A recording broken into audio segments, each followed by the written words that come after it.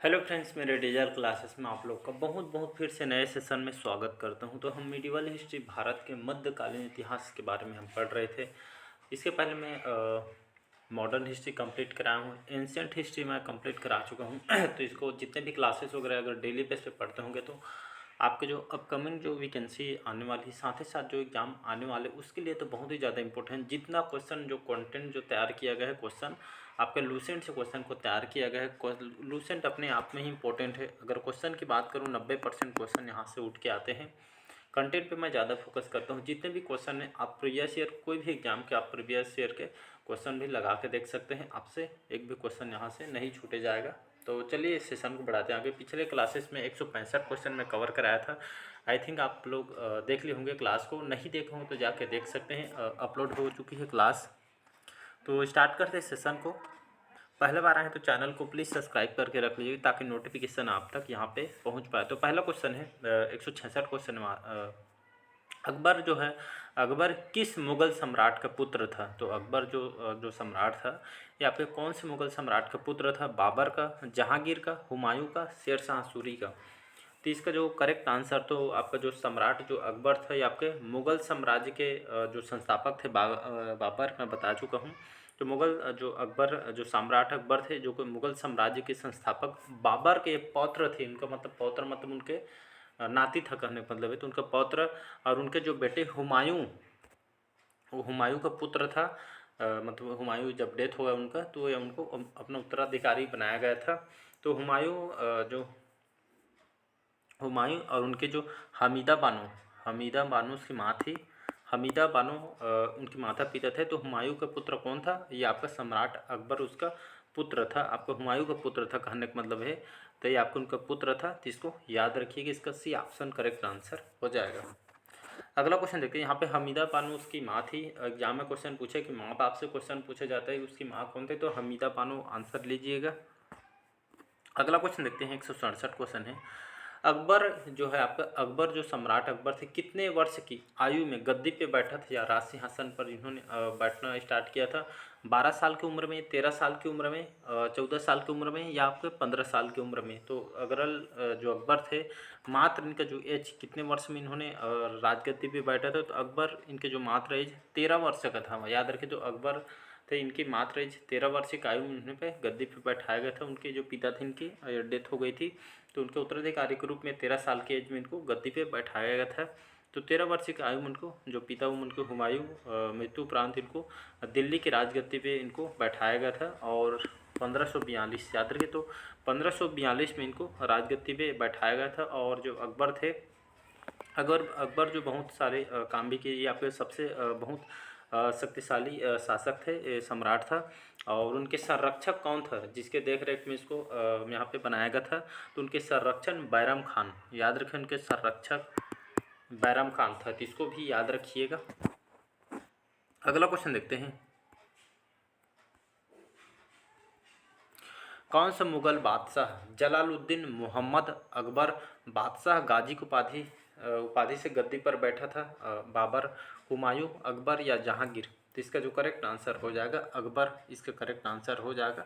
तो ये आपका सी ऑप्शन करेक्ट आंसर। तो यहाँ पे ये जो गाजी जो शब्द यहाँ पे उपाधि से गद्दी पर बैठा कहने का मतलब आपका एक तरह का एक मुस्लिम शक्तिशाली इसका मतलब शासक होता है। तो इनको जो अकबर था, इनको जलालुद्दीन मोहम्मद अकबर भी कहा जाता है। तो इनको गाजी की उपाधि से गद्दी पर इन्होंने राज सिंहासन पर बैठा था। यहाँ पे मुगल बादशाह था अकबर। तो इसको याद रखिएगा। अगला क्वेश्चन देखते हैं। अकबर की युवावस्था में उसका शासक किसे नियुक्त किया गया था? अकबर के जो मात्र 13 साल के एज में इनको राजगद्दी पे बैठाया था, अभी जस्ट बताया हूँ। तो अकबर की युवावस्था में उसको जो उसका जो शासक किसे नियुक्त किया गया था? बैरम खान को, हेमू को, अबुल फजल को, या आपके बीरबल को? तो अकबर की युवावस्था में उसका शासक किसको बनाया गया था? तो आपको किसको बनाया गया था? अभी जस्ट बताया हूँ, बैरम खान इसका करेक्ट आंसर हो जाएगा। तो बैरम खान को इनके बचपन का इनका अभिभावक बनाया गया था। और एक जो बैरम खान था, ये बहुत ही ताकतवर योद्धा था और साथ ही साथ एक राजनेता था। तो इसी मात्र जो अकबर को 13 वर्ष की उम्र में इनको गद्दी पे बैठना पड़ा। तो उनके पिताजी की मृत्यु के उपरांत इनके संरक्षक के रूप में बैरम खान को नियुक्ति की गई थी। इसका संरक्षक था, साथ ही साथ एक शक्तिशाली योद्धा और राजनेता भी था। तो इसको याद रखिएगा। अगला क्वेश्चन देखते हैं, पानीपत की दूसरी, इसको बहुत बार रिपीट किया, पानीपत का अक्सर युद्ध पूछा जाता है। तो पानीपत के जितने भी युद्ध है उसको आपको रटना होगा। रटना होगा मतलब कहने का मतलब ये आपके ये यहाँ से 1 से 2 क्वेश्चन पूछा ही जाता है हर एग्जाम में। तो पानीपत की दूसरी लड़ाई कब लड़ी गई थी? तो पिछले 1-2 दिन से मैं बताया था जितने भी पानीपत का युद्ध है। तो पानीपत की दूसरी लड़ाई लड़ी गई थी 1526 ईस्वी में, 1530 ईस्वी में, 1556 ईस्वी में, ये आपका 1560 ईस्वी में। तो पानीपत का दूसरी लड़ाई आपके कौन से सन लड़ी गई थी? तो 5 नवंबर सन 1556, याद रखिएगा। तो पानीपत की दूसरी लड़ाई आपके 5 नवंबर 1556 में लड़ी थी। किसके किसके बीच लड़ी गई थी? आपके हेमू, जिसको हेमचंदी कहा जाता है, और आपके अकबर के बीच, सम्राट हेमू सम्राट अकबर के बीच दोनों के बीच कहाँ पे लड़ा गया था? तो आपके पानीपत, जो आपके कहाँ कौन से राज्य में आता है? पानीपत तो हरियाणा में आता है। तो यहाँ पे ये आपके मैदान, पानीपत के मैदान में ये आपका युद्ध हुआ था, तो इसको याद रखिएगा। और पानीपत का जो दूसरा युद्ध है इसमें विजय कौन हुआ था? तो इसमें अकबर, इसका विजय हुआ था, मतलब अकबर की इसमें जीत हुई थी। इसी तो पानीपत का दूसरा युद्ध होगा। यहाँ पे पहला युद्ध बताता हूँ। तो पानीपत का जो पहला युद्ध ये आपका कब लड़ा गया था? तो आपका 1526 में आपका पानीपत का पहला युद्ध लड़ा गया था। किसके किसके बीच लड़ा गया था? तो एक साइड आपका बाबर था, दूसरा साइड आपका इब्राहिम लोदी था। इब्राहिम आइए लिख दी हूँ। तो एक साइड आपका बाबर और दूसरा साइड आपके इब्राहिम लोदी, दोनों के बीच यहाँ पर युद्ध हुआ था। पानीपत का पहला युद्ध है जिसमें विजय कौन हुआ था? इसमें बाबर, इसमें विजय हुआ था। तो इसको याद रखिएगा। नेक्स्ट क्वेश्चन देखते हैं।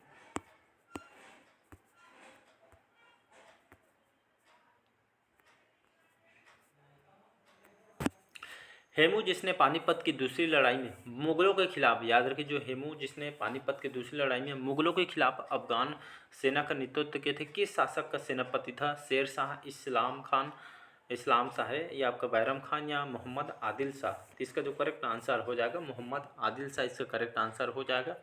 तो हेमचंद, इसको हेमू वो बोला जिसने पानीपत की दूसरी लड़ाई में जो मुगलों के खिलाफ यहाँ पर लड़ाई लड़ी गई थी, इसके खिलाफ जो अफगान के जो सेनापति इनको नेतृत्व किया थे आपके मोहम्मद जो आदिल शाह, इसके सेनापति नियुक्त किया था। और इस शासक ने यहाँ पे सेनापति के काम यहाँ पे किया गया था। ये आपके किसके शासक थे? तो इसको याद रखिएगा। तो इनके द्वारा मुगलों के खिलाफ अफगान सेना का मतलब सेना का नेतृत्व किए थे। और आपके किस शासक के सेनापति थे? तो आपको मोहम्मद आदिल शाह, जो मतलब ये आपका एक तरह का हेमू का से उनके सेनापति की वजह से इन्होंने युद्ध को जीता हुआ था। अगला क्वेश्चन देखते हैं, पानीपत की दूसरी लड़ाई में किसकी हार हुई थी? अभी जस्ट बताया हूँ। तो पानीपत की जो दूसरी लड़ाई ये आपके हार हुई थी बैरम खां, हेमू, अकबर, या आपका राणा उदय सिंह। तो पानीपत की दूसरी लड़ाई में हार किसकी हुई थी? तो ये आपके अकबर की हार हुई थी। C option correct answer. कब लड़ी गई थी? तो ये आपके 1556 में आपका दूसरी लड़ाई लड़ी गई थी। किससे किसके बीच? एक साइड आपका हेमू था, दूसरी साइड आपका अकबर थी। तो दोनों के बीच यहाँ पे हरियाणा राज्य के जो पानीपत मैदान में आपका युद्ध हुआ था। और प्रथम युद्ध 1526 में हुआ था अकबर और इब्राहिम लोदी के बीच, जिसमें आपका बाबर की जीत हुई थी। तो इसको याद रखिएगा।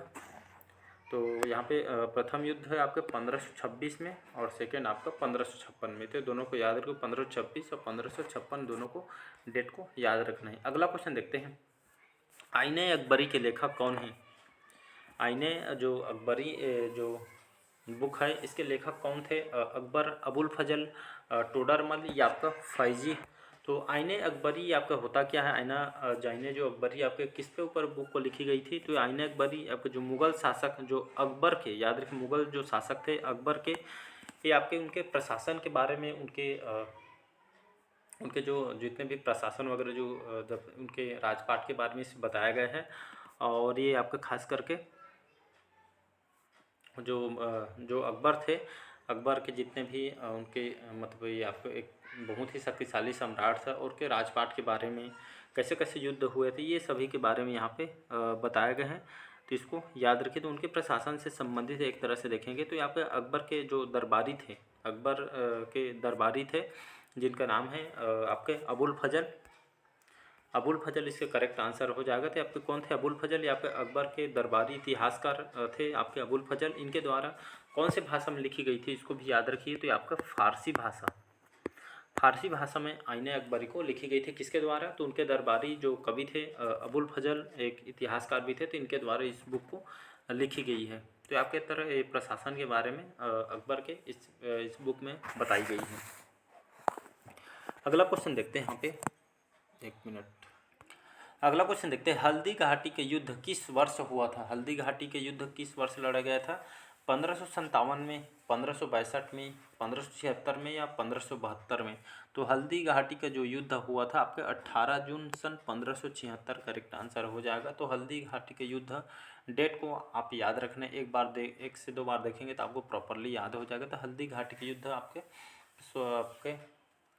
18 जून 1576 में आपका युद्ध हुआ था। ये हल्दी घाटी के युद्ध, जिसमें किसके किसके बीच लड़ गए थे? तो मुग़ल बादशाह ये आपके अकबर थे। मुग़ल एक साइड आपके मुग़ल बादशाह अकबर थे और दूसरी साइड इसके जो विपक्ष में महाराणा प्रताप थे। महाराणा एमपी लिख दिया हूँ, समझ जाइएगा। तो एक साइड आपका अकबर और दूसरी साइड आपका महाराणा प्रताप के बीच 1576 में आपका हल्दी घाटी का युद्ध हुआ था। इसमें खास करके ये आपका जो युद्ध हुआ था ये दोनों के बीच हुआ था 1576 में, तो इसको याद रखिएगा। अगला क्वेश्चन देखते हैं।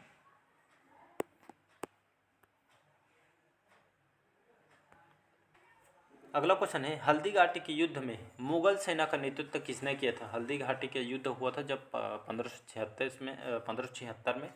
इसमें मुगल सेना का नेतृत्व किसने किया था? भगवान दास ने, उदय सिंह ने, या आपके बैरम खान ने, या आपका मान सिंह ने? तो इसका जो करेक्ट आंसर हो जाएगा, तो हल्दी घाटी के युद्ध में मुगल सेना का नेतृत्व उनके तरफ से, मुगल सेना की तरफ से जो मानसी थे, मानसी ये आपके उनके सेनापति थे, तो इनके द्वारा मानसी के द्वारा इसमें नेतृत्व मतलब मुगल सेना का नेतृत्व इनके द्वारा किया गया था। मानसी ये आपका सेनापति था, तो इसको याद रखिएगा। अगला क्वेश्चन देखते हैं, हल्दी घाटी के युद्ध में मानसी के नेतृत्व में मुगल सेना ने खालिस्तान को हराया था? उदय सिंह को, राणा प्रताप को, अमर सिंह को, या आपके अधम खान को? तो इसको जो करेक्ट आंसर जो हो जाएगा आपका महाराणा प्रताप को इनके द्वारा हरवाया गया था, याद रखिएगा। आपके किसके किसके बीच? तो मुगल बादशाह अकबर और आपके महाराणा प्रताप के बीच हल्दी घाटी के युद्ध हुआ था 1576 में। तो हल्दी घाटी के युद्ध में मानसी के नेतृत्व में जो मुगल जो सेना थे महाराणा प्रताप, इनको यहाँ पे हराया गया था, तो इसको याद रखिएगा। बी ऑप्शन इसका करेक्ट आंसर हो जाएगा। अगला क्वेश्चन देखते हैं, नया धर्म दीन इलाही किसने चलाया था? याद रखिए एक धर्म है दीन इलाही, ये आपके कौन से शासक के द्वारा इस दीन इलाही को चलाया गया था? अकबर, हुमायूं, जहांगीर या शाहजहाँ के द्वारा? इसका करेक्ट आंसर हो जाएगा।